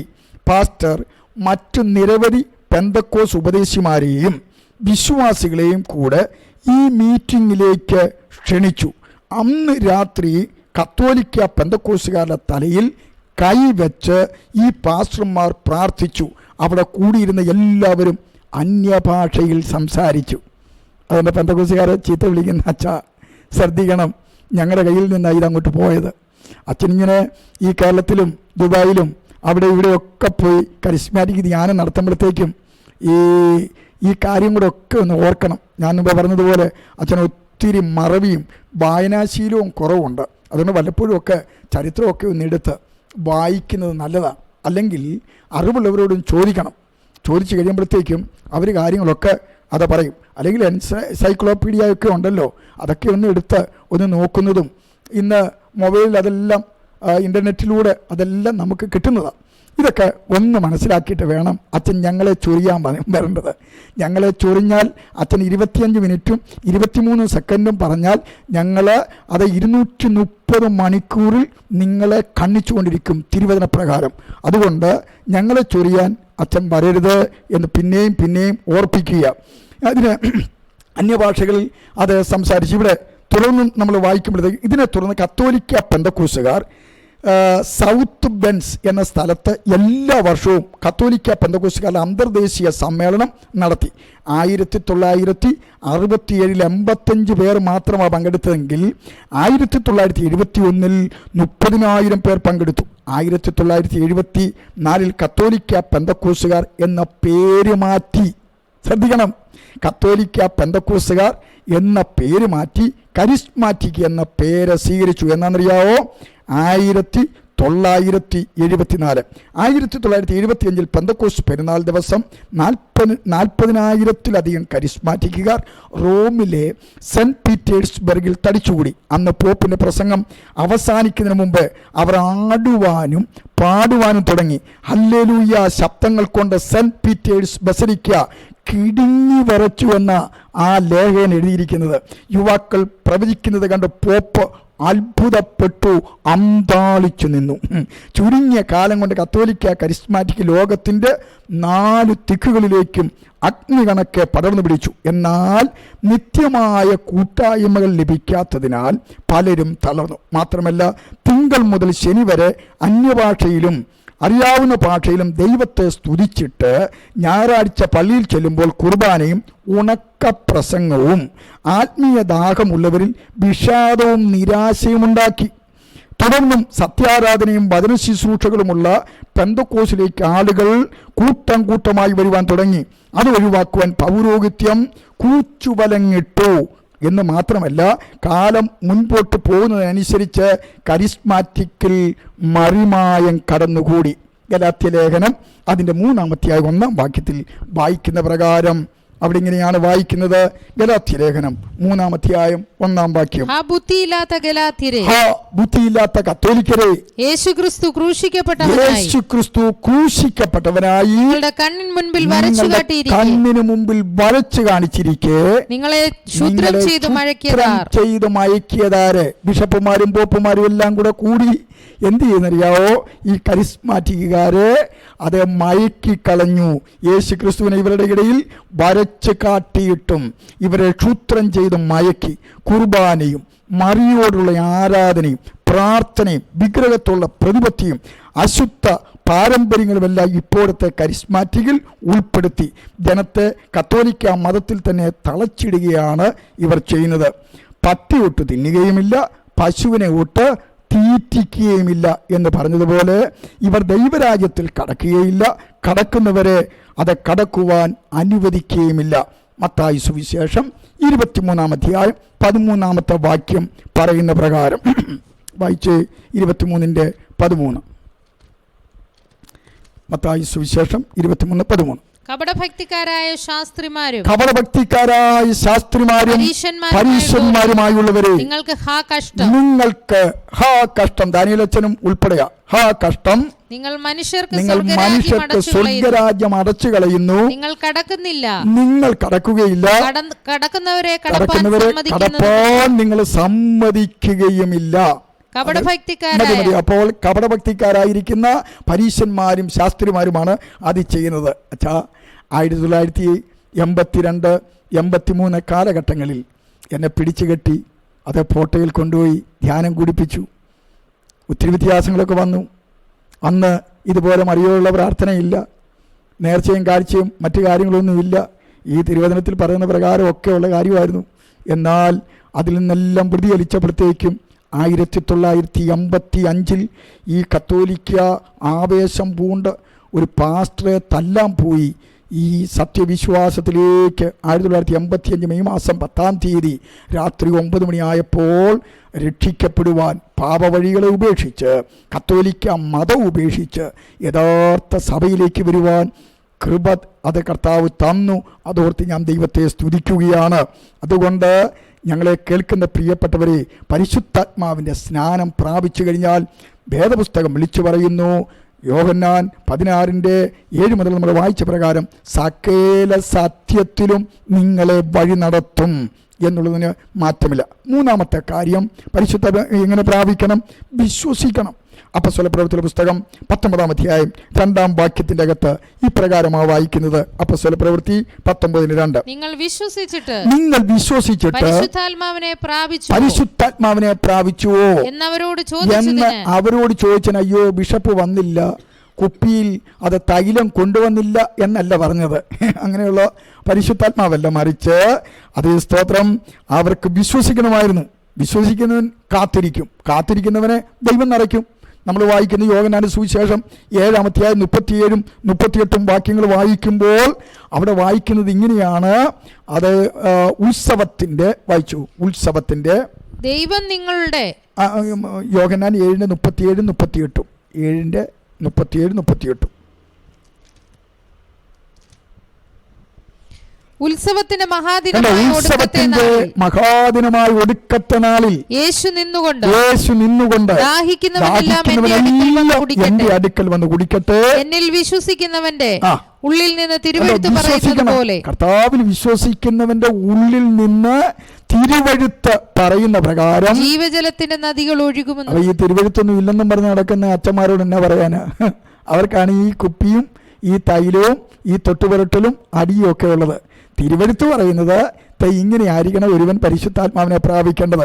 വേദപുസ്തകമുള്ളവൻ അത് വായിച്ച് മനസ്സിലാക്കി ദൈവസന്നിധാനത്തിൽ കാത്തിരിക്കണം, വിശ്വസിക്കണം. വിശ്വസിക്കുന്ന വ്യാപരിക്കുന്ന ദൈവത്തിൻ്റെ ശക്തിയുടെ അളവറ്റ വലിപ്പം അവൻ്റെ മേൽ ദൈവം പ്രകാശിപ്പിക്കും. നാലാമത്തെ കാര്യം, അനുസരിക്കണം, ദൈവത്തെ അനുസരിക്കണം. അപ്പോസ്തല പ്രവൃത്തിയുള്ള പുസ്തകം അനുസരിക്കണം എന്നുള്ളത് ഇത് നമ്മൾ വായിക്കുന്നുണ്ട്. അപ്പോസ്തല പ്രവൃത്തിയുള്ള പുസ്തകം 5-ാം അധ്യായം അതിന് 38-ാമത്തെ വാക്യത്തിൻ്റെ അകത്ത് ഇപ്രകാരം നമുക്ക് കാണുവാനായിട്ട് കഴിയും. വായിച്ചു. ആകയാൽ ഈ മനുഷ്യരെ വിട്ടൊഴിഞ്ഞു കൊള്ളുവീൻ എന്ന് ഞാൻ നിങ്ങളോട് പറയുന്നു. ഈ ആലോചനയോ പ്രവൃത്തിയോ മാനുഷ്യമെന്ന് വരികിൽ അത് നശിച്ചു പോകും. ദൈവീകമെങ്കിലോ നിങ്ങൾക്കത് നശിപ്പിപ്പാൻ കഴിയുകയില്ല. നിങ്ങൾ ദൈവത്തോട് പോരാടുന്നു എന്ന് വരുതരല്ലോ എന്ന് പറഞ്ഞു. അവർ അവനെ അനുസരിച്ചു. അപ്പോസ്തലന്മാരെ വരുത്തി അടിപ്പിച്ചു. ഇനി യേശുവിന്റെ നാമത്തിൽ സംസാരിക്കരുത് എന്ന് കൽപ്പിച്ചു അവരെ വിട്ടയച്ചു. അപ്പം ദൈവത്തിന്റെ വചനത്തെ അനുസരിക്കുമ്പോൾ അവിടുത്തെ അഭിഷേകത്താൽ അത് നമ്മൾ നിറയ്ക്കുവാനിടയായിത്തീരും. 5-ാമത്തെ കാര്യം, സ്നാനമേൽക്കണം. അപ്പോസ്തല പ്രവൃത്തിയുള്ള പുസ്തകം 2-ാം അധ്യായം 38-ാമത്തെ വാക്യത്തിന്റെ അകത്ത് ഇപ്രകാരമാ പത്രോസ് പറഞ്ഞത്. പത്രോസ് അവരോട് നിങ്ങൾ മാനസാന്തരപ്പെട്ട് പാപങ്ങളുടെ മോചനത്തിനായി ഓരോരുത്തൻ യേശുക്രിസ്തുവിന്റെ നാമത്തിൽ സ്നാനമേൽപ്പി. സ്നാനത്തിന് ശേഷമാണ് പരിശുദ്ധാത്മാവിന്റെ അഭിഷേകം. അടുത്ത വാക്യം വായിക്കുന്നത്, എന്നാൽ പരിശുദ്ധാത്മാവ് എന്ന ദാനം ലഭിക്കും. എന്നാൽ ചില സന്ദർഭങ്ങളിൽ ഈ സ്നാനത്തിന് മുമ്പേ നമ്മൾ രക്ഷിക്കപ്പെട്ട ഉടനെ നമുക്ക് എന്ത് കിട്ടും? അതേ സ്തോത്രം, നമുക്ക് പരിശുദ്ധാത്മാവിന്റെ അഭിഷേകം കിട്ടും. നമ്മൾ അപ്പോസ്തല പ്രവൃത്തിയുള്ള പുസ്തകം 10-ാം അധ്യായം 44 അങ്ങനെ വായിക്കുന്നുണ്ട്. അവര് പരിശുദ്ധാത്മാവിൽ അന്യഭാഷ പറഞ്ഞതിന് ശേഷമാണ് എന്ത് ലഭിച്ചത്? അവർക്ക് സ്നാനം ലഭിച്ചത് എന്ന് നമുക്ക് കാണുവാൻ കഴിയും. ഇനിയും 6-ാമത്തെ ഭാഗം, ദാഹിക്കണം. ആത്മാവിനെ പ്രാപിക്കാൻ എന്നാ ചെയ്യണം? ദാഹമുള്ളവരാകണം. വെളിപ്പാട് പുസ്തകം 22-ാം അധ്യായം അതിന് 17-ാമത്തെ വാക്യത്തിനകത്ത് വായിക്കുന്നത് ഇങ്ങനെയാണ്. 22:17 വരിക എന്ന ആത്മാവും മണവാട്ടിയും പറയുന്നു, കേൾക്കുന്നവനും വരിക എന്ന് പറയുന്നു. ദാഹിക്കുന്നവൻ വരട്ടെ, ഇച്ഛിക്കുന്നവൻ ജീവജലം സൗജന്യമായിട്ട് വാങ്ങട്ടെ എന്ന് രേഖപ്പെടുത്തിയിരിക്കുന്നു. ഇവിടെ ദാഹിക്കുന്നവൻ ആരുടെ അടുക്കൽ വരണം? യേശുവിന്റെ അടുക്കൽ വരണം. അല്ലാതെ ബിഷപ്പിന്റെ അടുക്കൽ വരണമെന്നല്ല, ഈ കുപ്പിയുടെ അടുക്കൽ വരണമെന്നല്ല, മറിച്ച് സ്നാപകൻ യേശുവാണ്. ആ യേശുവിൻ്റെ അടുക്കൽ വരുമ്പോൾ അവന് അതേ സ്തോത്രം നിശ്ചയമായിട്ടും യേശു ക്രിസ്തു പരിശുദ്ധാത്മാവിൽ അവനെ സ്നാനപ്പെടുത്തും. യേശുവിൽ നിന്നും അകന്നിരിക്കുന്നവന് ആത്മാവിനെ പാനം ചെയ്യുവാൻ പറ്റുകയില്ല, സാധിക്കത്തില്ല. അതിഭയങ്കര ദാഹം ഉണ്ടായാൽ നാം വെള്ളം തേടി പോകത്തില്ലേ? അതുപോലെ ഇന്ന് ഈ രാത്രിയിൽ ഒരു വലിയ ദാഹം, ഈ പരിശുദ്ധാത്മാവിനെ പ്രാപിക്കാത്തവർ ഒരു വലിയ ദാഹമുള്ളവരായി, ഈ ദാഹ ഉള്ളവർ നദി എവിടെയാണ്, വെള്ളം എവിടെയാണ് എന്ന് കണ്ടുപിടിച്ച് പോയി അത് എടുക്കുന്നത് പോലെ ഇന്ന് രാത്രിയിൽ നിങ്ങളുടെ ഈ വന്നോണം, നിന്നോണം, കണ്ടോണം, കൊണ്ടോണം, പൊക്കോണം എന്നുള്ള ഈ ആരാധന വിട്ട്, അതിന് ആരാധന പറയാൻ പറ്റത്തില്ല, ചൊല്ലും ചൊലുത്തും വിട്ട് ദൈവിക പരിശുദ്ധാത്മാവിനെ അളവ് കൂടാതെ കൊടുക്കുന്ന ആത്മനദിയുടെ പ്രവാഹമുള്ള സൗജന്യമായി പരിശുദ്ധാത്മാവിനെ പ്രാപിക്കുവാനുള്ള കൂട്ടങ്ങളിലേക്ക്, സഭകളിലേക്ക് കടന്നു ചെന്ന് നിങ്ങൾക്ക് മതിയാകുവോളം കുടിക്കുവാൻ സ്വാതന്ത്ര്യമുണ്ടെന്നുള്ള കാര്യം നിങ്ങൾ മറന്നു പോകരുത്. യെശയ്യാപ്രവാചകന്റെ പുസ്തകം 44-ാം അധ്യായം അതിൻ്റെ 3-ാമത്തെ വാക്യം ഇപ്രകാരമാണ് വിളിച്ചു പറയുന്നത്. യെശയ്യാവ് 44-ന്റെ 3-ാമത്തെ വാക്യം, ദാഹിച്ചിരിക്കുന്നിടത്ത് ഞാൻ വെള്ളവും വരണ്ട നിലത്ത് നീരൊഴുക്കുകളും പകരും. അടുത്തത്, നിന്റെ സന്തതിമേൽ എന്റെ ആത്മാവിനെയും നിന്റെ സന്താനത്തിന്മേൽ എന്റെ അനുഗ്രഹത്തെയും പകരും. അപ്പൊ ദാഹിക്കുന്നവന്റെ മേൽ ദൈവത്തിന്റെ ആത്മാവിനെ അളവ് കൂടാതെ ദൈവം തരുവാൻ മതിയായവനാ. ഒരു വാക്യം കൂടെ വായിച്ച് ഞാൻ ഈ അതേ എപ്പിസോഡ് ബൈൻഡപ്പ് ചെയ്യുവാനായിട്ട് താല്പര്യപ്പെടുകയാണ്. യോഹന്നാന്റെ സുവിശേഷം അതിൻ്റെ 7-ാം അധ്യായം 37-38 വാക്യം ഇപ്രകാരമാണ് വായിക്കുന്നത്. ഉത്സവത്തിന്റെ മഹാദിനമായ ഒടുക്കത്തെ നാളിൽ യേശു നിന്നുകൊണ്ട് ദാഹിക്കുന്നവനെല്ലാം എന്റെ അടുക്കൽ വന്ന് കുടിക്കട്ടെ. ആത്മാവിനെ കുറിച്ച് ദാഹമുള്ളവൻ യേശുവിന്റെ അടുക്കൽ വരണം. സ്നേഹിത, കുടുംബത്തിലുള്ളവരെ, ഞങ്ങളെ ശ്രവിക്കുന്നവരെ, നിങ്ങൾക്ക് പരിശുദ്ധാത്മാവിനെ പ്രാപിക്കുവാൻ നിങ്ങൾ പ്രത്യേക ടൈയും കെട്ടി ഉടുപ്പും കെട്ടി കുർബാനയും കൈക്കൊണ്ടതിന് ശേഷം ഒരു വർഷവും കൂടെ കാത്തിരുന്ന് ബിഷപ്പിൻ്റെ അടുക്കൽ പോകണ്ട. അത് വ്യാജ്യമാണ്. ആ തൊട്ടുപുരട്ടിയുള്ള പരിശുദ്ധാത്മാവല്ല, മറിച്ച് യേശു കർത്താവ് വിളിച്ചു പറയുകയാണ്, ദാഹിക്കുന്നവനെല്ലാം എൻ്റെ അടുക്കൽ വരട്ടെ. അടുത്തത്, ദാഹിക്കുന്നവനെല്ലാം എന്റെ അടുക്കൽ വന്നു കുടിക്കട്ടെ. എന്നിൽ വിശ്വസിക്കുന്നവന്റെ ഉള്ളിൽ നിന്ന്, അച്ഛനെ അല്ല, ബിഷപ്പിനെ അല്ല, പാസ്റ്ററെ അല്ല, യേശു കർത്താവിനെ വിശ്വസിക്കുന്നവന്റെ ഉള്ളിൽ നിന്ന് തിരുവെഴുത്ത് പറയുന്നത് പോലെ ജീവജലത്തിന്റെ നദികൾ ഒഴുകുമെന്ന് വിളിച്ചു പറഞ്ഞു. ഇന്ന് രാത്രിയിൽ അങ്ങനെ അങ്ങോട്ട് വരുമ്പോൾ ആത്മാവിനാൽ നിറഞ്ഞ് അന്യഭാഷകൾ ദൈവത്തെ സ്തുതിപ്പാനിടയാകും. ഞാൻ കരിസ്മാറ്റിക് പ്രാപിച്ചപ്പോൾ എനിക്ക് പരിശുദ്ധാത്മാവിൻ്റെ അഭിഷേകം ഒന്നും ലഭിച്ചില്ല. ചിലരൊക്കെ ഇങ്ങനെ തുള്ളുകയും ചാടുകയും ഒക്കെ ചെയ്യുന്നത് കണ്ടു കഴിഞ്ഞപ്പോഴത്തേക്ക് അവർ പറഞ്ഞു, സ്വോത്ര ഒത്തിരി പ്രാവശ്യം പറഞ്ഞു വരുമ്പോഴത്തേക്കും so so so so so so എന്ന് പറയുന്നത് അത് അന്യഭാഷ. ഹല്ലേലൂയ അങ്ങോട്ട് ലോപിച്ച് ലല്ലല്ല പറയുന്നതാണ് അന്യഭാഷ. അതൊന്നുമല്ല കേട്ടോ. ഞാനും അങ്ങനെയൊക്കെ അതേ സ്തോത്രം സംതൃപ്തി അടഞ്ഞ് കരിസ്മാറ്റിക് ധ്യാനത്തിൽ ഇരുന്നയാളാണ്. എന്നാൽ അതേ സ്തോത്രം ഞാൻ രക്ഷിക്കപ്പെട്ടു, സ്നാനപ്പെട്ടു, പരിശുദ്ധാത്മാവിൻ്റെ അഭിഷേകം പ്രാപിച്ചു കഴിഞ്ഞപ്പോൾ അന്യഭാഷകൾ ദൈവത്തെ സ്തുതിപ്പാനിടയായി തീർന്നതുകൊണ്ട് വ്യാജ്യാത്മാവിനെ അത് പ്രാപിച്ചിരിക്കുന്ന പ്രിയപ്പെട്ടവരുണ്ടെങ്കിൽ ഈ ഹല്ലേലൂയ ലോപിക്കുന്നതും സ്വോത്രം ലോപിക്കുന്നതുമല്ല, അന്യഭാഷ കാത്തിരുന്നാൽ നിങ്ങളുടെ മേൽ ശക്തിയെ കർത്താവ് പുതുക്കും. ദാഹമുണ്ടെങ്കിൽ, വിശ്വാസമുണ്ടെങ്കിൽ, പ്രാർത്ഥനയുണ്ടെങ്കിൽ ആത്മാവിനാൽ ദൈവം നിറയ്ക്കുവാൻ മതിയായവനാ. നമുക്ക് കണ്ണുകളടയ്ക്കാം. ഇന്ന് രാത്രിയിലും അതേ സ്തോത്രം പാരമ്പര്യത്തിൻ്റെ ആ നാരായ വേരുകളെ പിഴുതെറിയുവാൻ കർത്താവ് തിരുവചനത്തെ തന്നതോർത്ത് ദൈവത്തെ സ്തുതിക്കുകയും ദൈവത്തെ മഹത്വപ്പെടുത്തുകയും ചെയ്യുന്നു. നമുക്ക് ദൈവങ്ങളിലേക്ക് ഏൽപ്പിക്കാം. കരുണയുള്ള ദൈവമേ, സ്വർഗീയ പിതാവേ, അതേ സ്തോത്രം ഇന്ന് രാത്രിയിലും ഞങ്ങൾക്ക് തിരുവചനങ്ങളെ മനസ്സിലാക്കുവാൻ ദൈവം തന്ന കൃപകൾക്കായി ഞങ്ങൾ ദൈവത്തെ സ്തുതിക്കുന്നു. കർത്താവേ, മാറ്റമില്ലാത്ത ദൈവവചനത്തിന് അനുസരണമായി ജീവിക്കുവാൻ എല്ലാവരെയും കർത്താവ് ഇടയാക്കണമേ.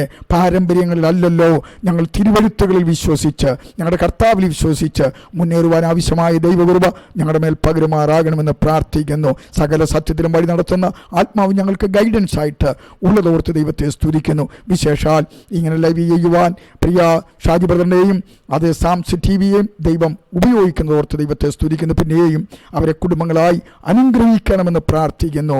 ഞങ്ങൾക്ക് വീണ്ടും അതേ സ്തോത്രം ലൈവ് ചെയ്യുവാൻ ആവശ്യമായ ദൈവകൃപ ഞങ്ങളുടെ മേൽ പകരണമേ. പ്രാർത്ഥന ഘടനായി സ്തോത്രം യേശു ക്രിസ്തുവിൻ്റെ അധികാരമുള്ള നാമത്തിൽ തന്നെ. Praise the Lord. അടുത്ത ഒരു എപ്പിസോഡുമായി